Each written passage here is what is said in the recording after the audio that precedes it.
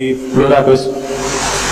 Perkembangan sekarang ini banyak penyeramah yang muncul, namun terkadang terjadi perbedaan pendapat di antara mereka, sehingga umat yang baru belajar agama seperti kaum milenial menjadi bingung harus mengikuti pendapat ulama yang mana. Bagaimana menyikapi hal tersebut, Gus? Pertanyaan pertama. Pertanyaan kedua dari area Solo, Gus, dari Ahmadi Nugroho. Bagaimana cara kita berbakti kepada orang tua yang sudah meninggal, di mana semasa hidup orang tua kita pernah meninggalkan sholat? Pernah Kalau sering gitu. Pertanyaannya, apa yang harus dan sebaiknya kita lakukan sebagai anak, Gus? Oh, ya. Yang ngaji di sini tuh banyak ya, mulai yang menekuni bisnis apa saja lah, termasuk yang di Grab ya, termasuk Pak Polisi kadang yang ngaji terus saya nggak apa-apa aja. Dan semua saya itu termasuk kiai yang nggak pati suka ada pertanyaan, bukan karena apa-apa ya, sebenarnya makanya tak batasi dua, karena pertanyaan itu biasanya itu dipikir dari rumah, terus tema yang pokok itu gak pati di rumah, no sementing kok iso takok. Ya, sehingga itu ya. Nah, ini nama-nama yang jada tanya, caranya pejabat jodoh itu ribet nanti itu.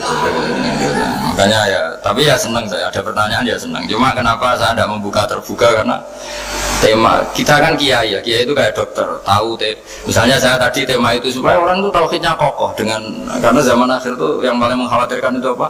Tauhid. Gitu. Tapi kalau tanya ini diberi hak, itu orang kan sudah punya pikiran sendiri mau ditanyakan, padahal itu subjektivitas dia. Sehingga tanya ya sudah sekadar, tapi ya nggak apa-apa, tetap saya senang, cuma nggak boleh banyak-banyak. Dua itu sudah kebanyakan. Yang kedua tak jawab dulu. Ketika kita punya orang tua yang punya hutang, jadi yang dibahas Nabi itu hutang dulu. Itu karena hak adami. Hak adami itu tuntutan. Jadi kalau dalam kitab fikih itu ada istilah hakku wa mabniun alal musamaha wa hakul adami mabniun alal musyaha. Jadi kalau hak Allah itu Allah lebih rileks. Karena Allah itu tidak butuh disembah, tidak butuh dipuja-puja, Allah sudah terlalu besar. Al-Qayyum sudah besar sendiri, sehingga Allah itu mudah, ngabaikan haknya itu mudah.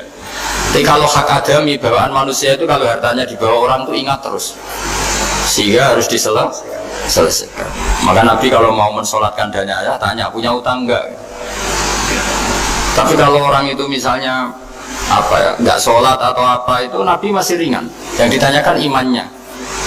Bukan berarti kita nyepelekan sholat, enggak. Tapi memang agama ini yang diprioritaskan itu hak adami.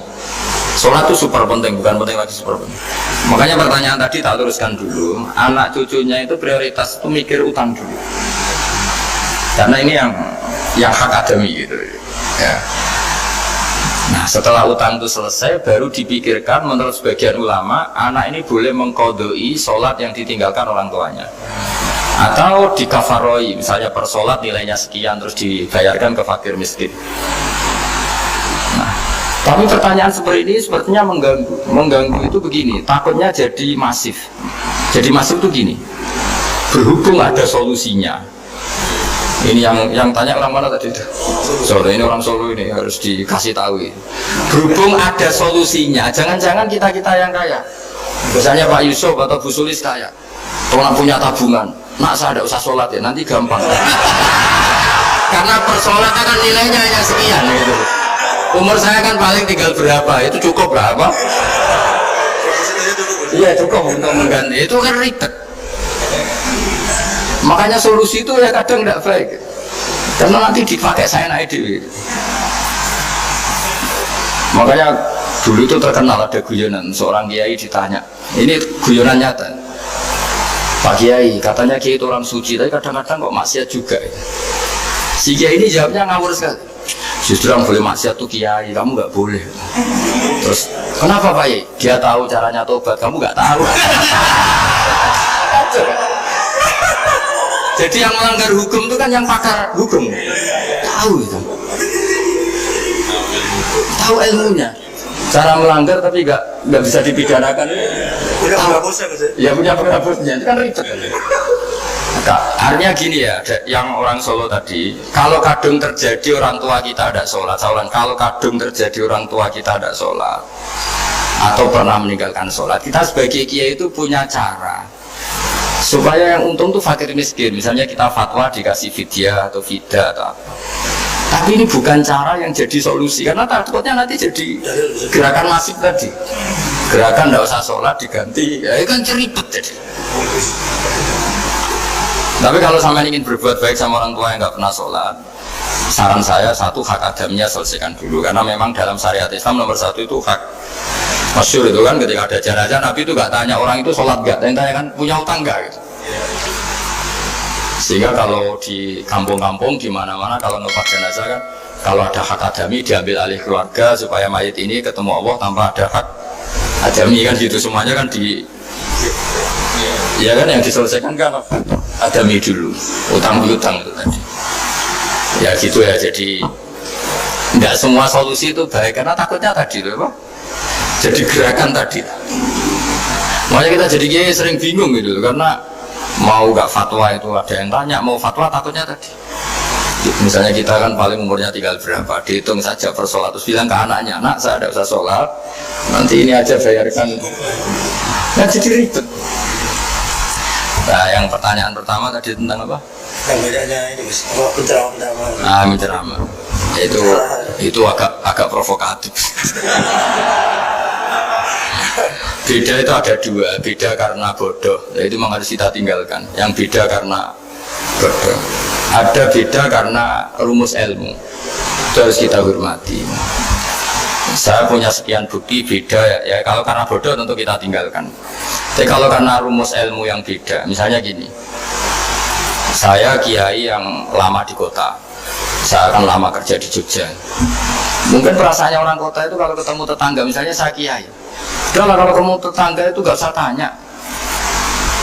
Ya kalau ketemu biasa aja, gak usah tanya, gak usah ramah, biasa aja. Itu mungkin bagus nasihat itu di kota, karena kalau di kota itu ketemu tombol takut badi tempundi mau kemana itu ganggu privasi. Sehingga bagian dari kebaikan baik sama tetangga ya jangan tanya, karena itu ganggu apa? Privasi. Tapi kalau di kampung dianggap sombong kan nggak tanya. Nah hal-hal seperti ini itu perbedaan karena ilmu. Memang di kota kulturnya seperti itu, di kampung seperti ini. Nah itu bukan perbedaan karena kondisi muqtadul hal, memang kondisinya berbeda. Ya kondisinya apa? Berbeda. Misalnya saya sebagai kiai kan, bayangkan kiai itu suka lah ngaji ibadah. Terus kamu karena orang kota sukanya pizza, terus Gus kesini Gus saya naik makan pizza bareng, kan saya malah terganggu. Kamu niatnya hormat tapi ganggu karena nah. Sehingga dulu sahabat, ini cerita sahabat, ada sahabat yang ditanya tabiin itu generasi setelah sahabat. Sifli wajah Rasulillah, tolong jelaskan ke kami wajah Rasulillah Shallallahu Alaihi Wasallam. Ini sahabatnya nangis. Oh maaf sekali, saya tuh gak pernah melihat wajahnya Nabi meskipun saya berpuluh-puluh tahun jadi sahabat. Juga gak pernah soal Nabi. Saya sering jamaah sama beliau. Ditanya kenapa? Saya tuh sungkan. Beliau terlalu wibawa. Jadi bentuk penghormatan sahabat ini kepada Nabi justru gak berani melihat wajahnya. Dan bukti penghormatan pada Nabi, dia gak pernah sowan. Nabi itu punya anak, punya istri, punya cucu. Kalau sowan tuh ganggu. Jika dia cara berpikir, ya itu bentuk hormatnya. Ya itu sah saja dia cara berpikir ditakdir begitu. Tapi ada beberapa sahabat yang justru saking cintanya sering melihat wajah Nabi, sering sowan Nabi. Itu hanya dia cara berpikir begitu. Ya kira-kira seperti itu. Jadi perbedaan itu ada dua, ada yang karena bodoh, itu tidak kita ikuti. Tapi ada perbedaan karena pengetahuan. Ya kalau karena pengetahuan harus kita ikuti karena memang itu, ya itu kan urusan sudut pandang. Dulu ketika Mekah dikuasai Sayyidina Umar, setelah Fathu Mekah dan Umar sudah kuat betul, itu banyak sahabat yang dulunya orang Mekah. Itu sama Umar disuratin, cobalah kembali ke Mekah. Di Mekah itu kamu sholat di Masjid Haram sebagaimana 1000 sholat. Sekarang Mekah aman milik kamu, silahkan kembali ke Mekah. Tapi jawabnya sahabat itu nggak mau. Paling di Mekah hanya dapat pahala 1000 sholat. Tapi kalau mengislamkan orang di daerah-daerah pedalaman itu Dabul Anbiya. Ciri khas Nabi itu yang membenarkan orang itu, bukan di satu tempat. Terus Sampai nambahin suratin wa'lam anal ardo lam tuqaddis ahad, dan bumi itu tidak bisa loh mensucikan orang. Abu Lahab itu orang Mekah, Abu Jahal orang Mekah, tapi tetap begitu. Akhirnya jenis ini berpikir, ya sudah, nggak di Mekah nggak apa-apa. Andai kan Mekah itu bisa mensucikan orang, nggak ada Abu Jahal, nggak ada Abu Lahab. Akhirnya para sahabat nggak kembali ke Mekah, tapi berkelana ke Syria, ke Syam. Akhirnya ada Islam di mana-mana. Tapi ada juga yang Mekah itu kota suci, harus diisi orang-orang suci supaya yang bangsa-bangsa nggak di sana. Ya sudah, cara berpikir begitu. Nah ini cerita ya, jadi sudah kalau perbedaan karena ilmu, ya sudah memang karena ilmu. Nah itu nggak apa-apa. Nah kalau sama tanya, lalu bedanya apa Gus?